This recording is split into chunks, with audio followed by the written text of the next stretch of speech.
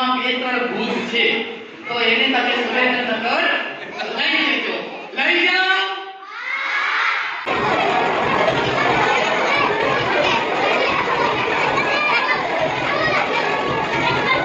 બાળકો અવાજ કરશો તો છટકી જશે. પકડાશે નહીં. ઊંચું કરીને બતાવીશ અને ઘરે એને ચા પીવા લઈ જાવ તો લઈ જાજો. ઘડીક પકડી લેવા દો.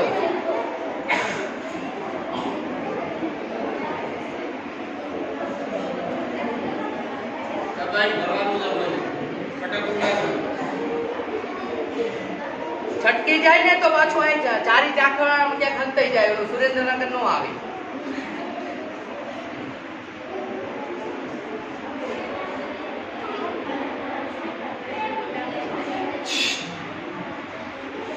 આટલું કહું છું તોય બેટા ધ્યાન રાખો.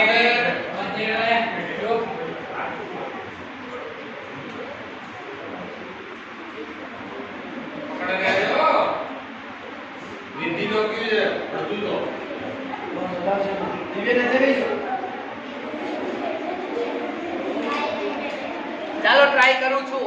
મેં કીધું તો અવાજ ન કરતા, છતાંય ઘણાય અવાજ કર્યો છે. ટ્રાય કરું, પકડાઈ જાય તો.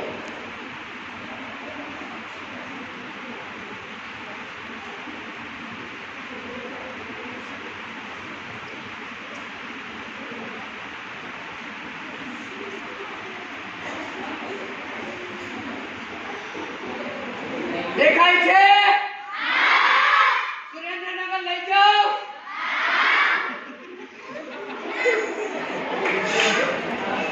તાલીઓ રિસેસમાં પાડજો.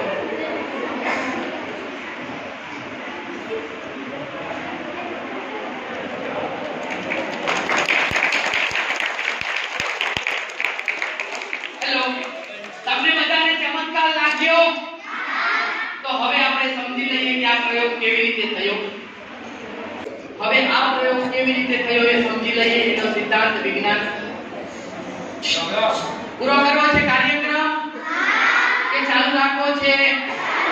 તો અહીંયા જ્યાં મારી પાસે ક્રિકેટનો બોલ હોય અને અહીંયા દિવાલે આ બોલને હું ઘા કરું, જેટલી તાકાત, જેટલા વેગે ઘા કરું એના ડબલ વેગે એ બોલ પાછો આવે.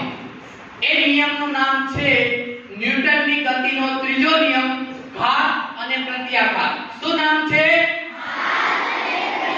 Very good. હવે આ જે લોટી હતી એની અંદર ચોખા આપણે એકદમ ફૂલ ભરી નાખ્યા હતા, એટલે અંદર જગ્યા હતી નહીં. પણ જ્યારે આ લાકડાને આપણે ધક્કો માર્યો એટલે ચોખા દબાણા. શું થયું? જેટલા વેગે ચોખા દબાણા એના ડબલ વેગે પાછા આયા. એની વચ્ચે આ લાકડું ફસાઈ ગયું. આ લાકડું. અને આપણને આવા લોકો આટલો સામાન્ય વિજ્ઞાનનો નિયમનો સિદ્ધાંતનો ઉપયોગ કરી અને એવું કે આ ભૂત તમારા ઘરમાંથી પકડાઈ ગયું છે અને હવે તમને ભૂત લડશે